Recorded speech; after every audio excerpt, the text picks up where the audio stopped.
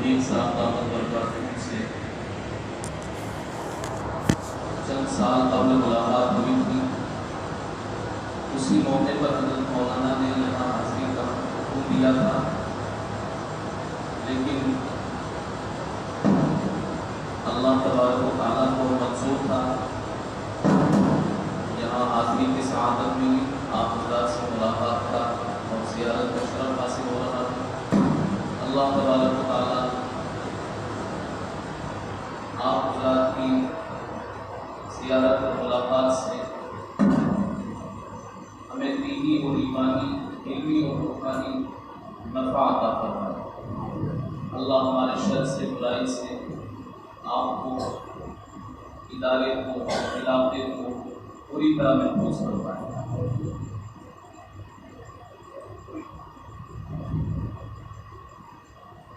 عصر سے مغرب تک کا مختصر سا دورانیہ ہوتا ہے اور طلبہ کے اعتبار سے یہ وقت بہت قیمتی ہوتا ہے. اس وقت لمبی چوڑی نصیحتیں یا گفتگو یا کسی بھی طرح کی کارآمد باتیں اپنے اعتبار سے مناسب معلوم نہیں ہوتی ہیں، لیکن مجھے بڑوں کا حکم ہے.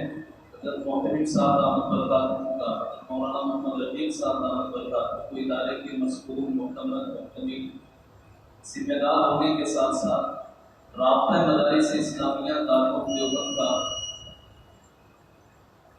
جو بہت کامیاب پلیٹ فارم ہے، اس کے وہ صوبائی ذمہ دار ہیں، بڑی شخصیت ہیں، محترم ہیں، مقدر ہیں. ان کا حکم تھا میں چند منٹوں کے لیے آپ کے درمیان میں حاضر ہوں. عزیز طلبہ، اللہ تبارک و تعالیٰ نے ہم اور آپ کا یہاں پڑھنے کے لیے انتخاب کیا. آپ پڑھیں، اللہ تبارک و تعالیٰ نے آپ کا انتخاب فرمایا اور آپ کو پڑھانے کے لیے اساتذہ عطا فرمایا. جب بھی کوئی نصیحت کرتا ہے آپ کو، چاہے اساتذہ درسگاہ میں نصیحت کرتے ہیں، آنے والے مہمان نصیحت کرتے ہیں، تو سب کی نصیحتوں میں ایک چیز غالب رہتی ہے، ادب ادب ادب. ادب کرو، ادب کرو، ادب کرو. اور حقیقت بھی یہی ہے، حقیقت بھی یہی ہے. حضرت امام شافعی رحمۃ اللہ علیہ فرمایا کرتے تھے ادب العلم اکثر من العلم. علم سیکھنے سے زیادہ اس کا ادب ضروری ہے. جن اساتذہ سے آپ علم حاصل کر رہے ہیں، اساتذہ کی قدر، اساتذہ کا احترام اور اساتذہ کا ادب دل میں محفوظ رہنا چاہیے. حضرت علامہ احمد شاہ کشمیری رحمۃ اللہ علیہ کا نام سنا ہو جناب؟ علامہ اور حضرت تھانوی رحمۃ اللہ علیہ کا نام بھی سنا ہوگا. حضرت مولانا اشرف علی صاحب تھانوی رحمۃ اللہ علیہ فرمایا کرتے تھے کہ اسلام کی حقانیت کی جہاں بہت سی دلیلیں ہیں، کہ اسلام مذہب حق ہے، اس کی حقانیت کی جہاں بہت سی دلیلیں ہیں، اس میں ایک دلیل یہ بھی ہے کہ علامہ کشمیری جیسا شخص مسلمان ہے. آپ اندازہ لگائیں گے علامہ کشمیری کے علم کا، ان کی ذہانت کا، ان کی گہرائی کا، ان کی سوجھ بوجھ کا، ان کی صلاحیت کا، کہ حضرت تھانوی رحمۃ اللہ علیہ جیسا شخص جو توڑ کر کے بات کہنے کا مزاج رکھتے تھے، اور انہوں نے اتنی بڑی بات کہی علامہ کشمیری رحمۃ اللہ علیہ کے بارے کہ مذہب اسلام کی حقانیت کی جہاں بہت سی دلیلیں ہیں، اس میں سے میں سمجھتا ہوں کہ ایک دلیل یہ بھی ہے کہ علامہ کشمیری حضرت محدث اللہ سے مولانا محمد انور شاہ صاحب جیسا شخص بھی مسلمان اور مسالک اربعہ پر حق ہیں. امام شافعی رحمۃ اللہ علیہ کا، امام ابو حنیفہ رحمۃ اللہ علیہ کا، امام احمد بن حنبل اور امام مالک رحمۃ اللہ علیہ، ان تمام حضرات کے مسالک برحق ہیں، لیکن ان میں سے کوئی نہ کوئی ایک تو راجح ہے. تو حضرت تھانوی رحمۃ اللہ علیہ فرمایا کرتے تھے کہ میرے نزدیک مذہب احناف کے راجح ہونے کی بہت سی دلیلوں میں سے ایک دلیل یہ بھی ہے کہ علامہ کشمیری جیسا شخص حنفی ہے. علامہ کشمیری کا بہت اونچا مقام. اب علامہ کشمیری رحمۃ اللہ علیہ کیا فرمایا کرتے تھے، ان کی بات آپ سن لیجیے. علامہ کشمیری رحمۃ اللہ علیہ یہ فرمایا کرتے تھے کہ پڑھنے کے بعد اگر کسی کو پڑھانے کی توفیق مل جائے، بولیے جملہ، پڑھنے کے بعد پڑھنے کے بعد اگر کسی کو پڑھانے کی توفیق مل جائے یہ اس بات کی علامت ہے کہ اللہ کی بارگاہ میں اس کا علم قبول ہو چکا ہے۔ آپ کو کون پڑھاتے ہیں؟ آپ کے اساتذہ آپ کو پڑھاتے ہیں۔ اساتذہ آپ کو پڑھاتے ہیں، ان کو پڑھانے کی توفیق ملی تو پڑھانے کی توفیق ملی ہوئی ہے تو یہ اس بات کی علامت ہے کہ اللہ کی بارگاہ میں ان کا علم قبول ہے، وہ اللہ کی نگاہ میں مقبول ہے۔ اللہ کی نگاہ میں آپ کے اساتذہ مقبول ہیں۔ اللہ تبارک و تعالیٰ نے ان کو اپنے دین کی ذمہ داری عطا فرمائی ہے۔ وہ نسبتیں جو اساتذہ سے ان کو حاصل ہوئی ہیں وہ نسبتیں آپ کو وہ پہنچا رہے ہیں، وہ نسبتیں آپ تک منتقل کر رہے ہیں۔ تو اساتذہ کا اتنا اونچا مقام ہے کہ اللہ تبارک و تعالیٰ کی بارگاہ میں وہ مقبول ہے۔ تو جب اللہ کی بارگاہ میں مقبول ہو اور اس کا یقین ہمیں حاصل ہو تو پھر ان کا ادب اور احترام کتنا ہونا چاہیے، ان کا ادب اور احترام کتنا ہونا چاہیے۔ اور اساتذہ کے ادب میں سے بہت سارے ادب آپ کرتے ہیں، لیکن سب سے بڑا استاد کا ادب کیا ہو سکتا ہے بتائیں گے؟ استاد کا سب سے بڑا ادب کیا ہے؟ بولو، اپنے اپنے اعتبار سے بولو، جو جس کے ذہن میں آئے۔ استاد کا سب سے بڑا ادب یہ ہے کہ استاد نے جو کام آپ کو دیا ہے وہ کام آپ کا یاد کرو، جو سبق آپ کو یاد کرنے کے لیے دیا گیا ہے وہ سبق آپ یاد کر لو، آموختہ دیا گیا ہے وہ یاد کر لو، تکرار کرنے کے لیے کہا جاتا ہے تو وقت کی پابندی کے ساتھ تکرار کر لو، عبادت حل کرنے کے لیے کہا جا رہا ہے تو عبادت حل کر لو۔ بلکہ اساتذہ کے جو احکام، ان کے جو اوامر ہیں، ان کا جو حکم ہے، اس حکم کو بجا رہنا یہ سب سے بڑا اس کا بھی خیال رکھنا چاہیے۔ اس وقت سے اگر اساتذہ پیچھے ہوں تو ہم پیچھے ہٹ جائیں، ان کو آگے بڑھا دیں۔ نماز میں جب ان سے ہوں تو تھوڑا سا پیچھے ہٹ کر کے بیٹھ جائیں۔ اسی طرح اساتذہ چل رہے ہیں تو ہم تھوڑا ان سے پیچھے ہو جائیں، ان کے سامنے زور سے نہ بولیں۔ یہ تمام آداب ہیں اور اس کا ہم خیال رکھنا بھی چاہیے، اس سے زیادہ رکھنا چاہیے۔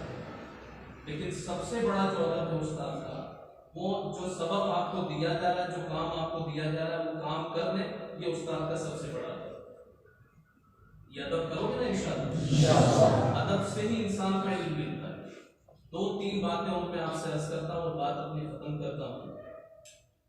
دیکھیے، ہم اگر یہ چاہتے ہوں کہ جو ہم پڑھ رہے ہیں وہ ہمیں یاد بھی ہو جائے اور جو یاد ہو گیا وہ یاد بھی رہ جائے، سب کی خواہش ہوتی نا یہ کہ جو کچھ ہم پڑھ رہے ہیں وہ ہمیں یاد بھی ہو جائے اور جو یاد ہو گیا ہے وہ یاد بھی رہ جائے۔ اس کے لیے ایک پہلی کام جو بھی آپ کو بتایا ہے، استاد کا ادب، زیادہ سے زیادہ سب سے بڑا ادب تو یہی ہے کہ ہم سبق یاد کرتے ہیں۔ اور اگر کسی کو سبق یاد نہ ہو تو مایوس نہیں ہونا۔ سبق اگر کسی کو یاد نہ ہو تو مایوس نہیں ہونا اور چھوڑنا نہیں، یاد کرتے رہو، یاد کرتے رہو، یاد کرتے رہو۔ اور اللہ تبارک و تعالیٰ سے تنہائی کے وقت میں، جس وقت میں کوئی نہ آپ کو دیکھ رہا ہو، رات کا بھی ایسا سناٹے کا وقت ہو جس میں سب سو رہے ہوں، آپ چپکے سے اپنے بستر سے اٹھ کر کے اور اللہ کی بارگاہ میں پہنچ کر 2 رکعت صلاۃ الحاجہ پڑھیں، 2 رکعت صلاۃ التوبہ پڑھیں، اللہ تبارک و تعالیٰ سے مانگیں، 1 بار 2 بار 3 بار۔ اللہ نے بلایا تو دینے کے لیے ہی بلایا۔ اور جب یہ سلسلہ ہمارا چلتا رہے گا، ہم یاد کر رہے ہیں، یاد نہیں ہو رہا ہے، پھر محنت کر رہے ہیں، یاد نہیں ہو رہا ہے، اور محنت کر رہے ہیں، سمجھ میں نہیں آ رہا ہے، اساتذہ کی تقریریں ہوتی ہیں، اسباب حل کرواتے ہیں، بند بھی کرواتے ہیں، تقریر کی اجرا بھی کرتے ہیں، لیکن کچھ سمجھ میں نہیں آ رہا ہے۔ کچھ ساتھی جن کو بہت کچھ آ رہا ہے، کچھ ساتھی جن کو بہت نہیں آ رہا ہے، جن کو سمجھ میں آ رہا ہو اللہ کا شکر ادا کریں، جن کو سمجھ میں نہ آ رہا ہو مایوس لگے رہے، گناہوں سے بچتے ہوئے محنت کرتے رہیں اور اللہ تبارک و تعالیٰ سے مانگتے رہیں۔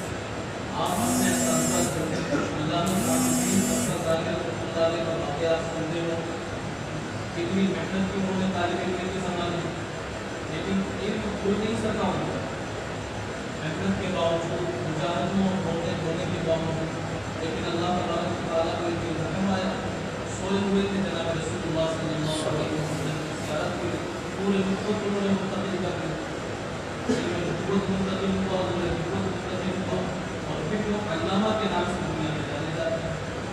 درس نثانی میں پڑھائی جانے والی سب سے سخت کتابیں علامہ صاحب الدین الغزالی رحمۃ اللہ علیہ، اور یاد جو پڑھنے ہم ہو جائے اور جو ہمیں یاد ہو گیا وہ یاد بھی رہتا ہے، اس کے لیے ایک کام تو یہ ادب ہے، دوسرا کام گناہوں سے بچتے رہنا اور لگاتار محنت، مسلسل محنت کے باوجود بھی اگر کل نہ ہو پا رہا ہوں تو اللہ تبارک و تعالیٰ سے مانگ لیں۔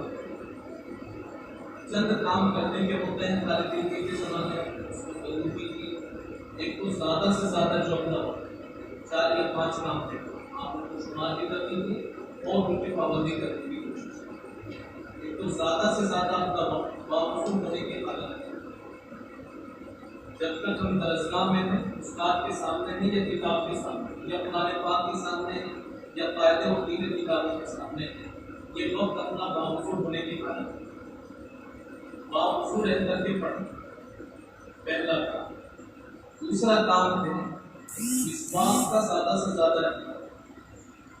جو شخص باوضو رہتا ہے تو باوضو رہنے کی وجہ سے وہ شیطان کے داؤ پیچ سے محفوظ رہتا ہے، شیطان کے داؤ پیچ سے محفوظ رہتا ہے۔ اس میں ایک طریقے کا حساب، جب وضو کر لیا شیطانی داؤ پیچ سے محفوظ ہو گئے، جو پڑھیں گے امید ہے کہ وہ یاد کرنا چاہیے۔ دوسرا کام مسواک کی پابندی۔ نبی علیہ السلام کثرت سے مسواک فرمایا کرتے ہیں، نماز کے اوقات میں بھی اور نماز کے علاوہ اوقات میں۔ اور ایک عالم ہے بہت بڑے علامہ ابن قیم رحمہ اللہ، انہوں نے مسواک کے بہت سارے فائدے لکھے، اس میں وہ لکھتے ہیں کہ مسواک کے 70 فائدے ہیں۔ ادناہا اماطۃ الاذی عن الفم، سب سے کم فائدہ یہ کہ منہ صاف ہو جاتا ہے، ان کی بدبو ظاہر ہو جاتی ہے، مسوڑے صاف ہو جاتے ہیں۔ وہ اعلیٰ ترتیب الشہادتین عند الموت، اور مسواک کا سب سے بڑا فائدہ یہ ہے کہ موت کے وقت میں کلمہ شہادت کی توفیق ہو جائے۔ موت کا جو وقت ہوتا ہے، موت ایسی عجیب و غریب سختی ہے جو ہوش اڑا دیتی ہے۔ اس وقت میں کیا کچھ ہو رہا ہے کسی کو سمجھ میں نہیں آتا، عقل کام نہیں کرتی، اس وقت ہوش اڑ جاتے ہیں موت کی سختی کی وجہ سے۔ لیکن اس وقت میں جب کہ انسان اپنے ہوش کو بیٹھتا ہو، آواز پاختہ ہو جاتا ہو، ایسے وقت میں بھی اس کو شہادتین کی اور کلمے کی توفیق نصیب ہوتی ہے مسواک کی وجہ سے۔ کیوں؟ اس لیے کہ اس کا دماغ اور اس کا حافظہ تر تازہ رہتا ہے، مضبوط رہتا ہے۔ جب اس وقت میں مسواک کی برکت سے یادداشت مضبوط ہوتی ہے، حافظہ تر تازہ رہتا ہے، اور جو یاد آنے کی چیز ہے وہ یاد آ جاتی ہے، تو بزرگوں نے لکھا کہ طلبا اور خاص طور سے علم حاصل کرنے والے، علم دین حاصل کرنے والے طلبا اگر یہ مسواک کا اہتمام کریں تو جو کچھ پڑھ رہے ہیں یہ پڑھا ہوا ان کو یاد بھی ہوتا رہے گا، اور جو یاد ہوا ہے وہ یاد رہے گا۔ پہلا کام وضو، دوسرا کام مسواک، تیسرا کام درود شریف کی کرتے ہیں، درود شریف کی کرتے ہیں۔ چوتھا کام استغفار کی کثرت، 100 مرتبہ استغفار دن میں پڑھ لیجیے، 100 مرتبہ درود شریف۔ باوضو رہیے اور باوضو رہنے کے ساتھ ساتھ مسواک کا خوب اہتمام کیجیے، اساتذہ کا ادب اور اللہ تبارک و تعالیٰ سے مانگنا، یہ چند باتیں آپ سے۔ اور اب یہ ربیع الاول کا مہینہ چل رہا ہے، اس کا مطلب ہو گیا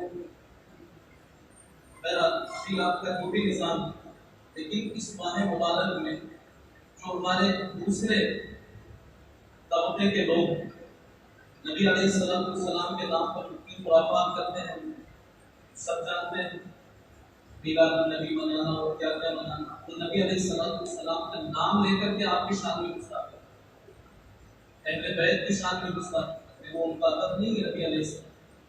تو جب ایسے وقت میں اسی کائنات میں نبی علیہ السلام کے نام پر خرافات ہو رہی ہیں اور نبی علیہ السلام کے آداب اعمال کیے جا رہے ہیں، تو ایسے موقع پر ہم لوگوں جو کہ ہم انہی کا نام لے کر کے جیتے ہیں، ہم انہی کا نام لے کر کے اپنی زندگی بسر کر رہے ہیں کہ ہم کیا ہیں، طلبا کس کو کہا جاتا ہے جو نبی کا علم حاصل ہے، علماء کن کو کہا جاتا ہے کہ جو نبی کے علم کے وارث ہو، تو ہم نبی کا ہی نام لے کر کے جیتے ہیں۔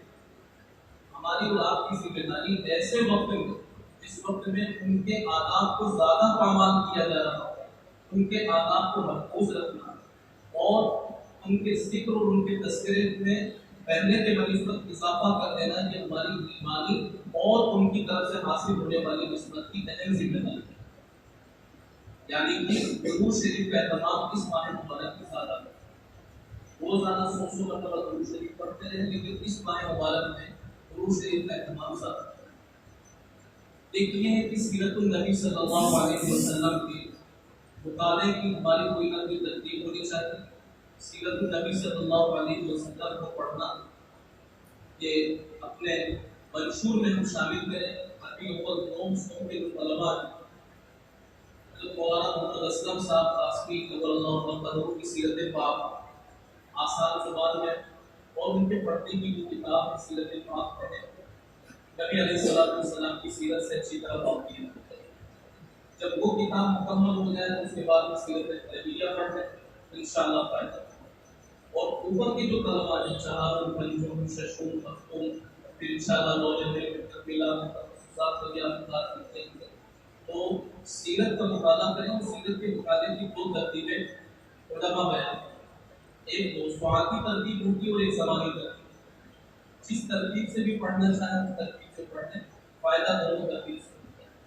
زمانی ترتیب کا مطلب یہ ہے کہ نبی علیہ السلام کی زمانے پہلے پڑھ آپ کی ولادت، پھر اس کے بعد آپ کا بچپن، پھر آپ کی جوانی، پھر قبولت، پھر بڑھاپا، اور اس پورے زمانے میں پیش آنے والے واقعات اور نبی علیہ السلام کی طرف سے جاری ہونے والی ہدایات اور ان کی طرف سے جاری ہونے والے احکام اور تعلیم، اس کو پڑھنا.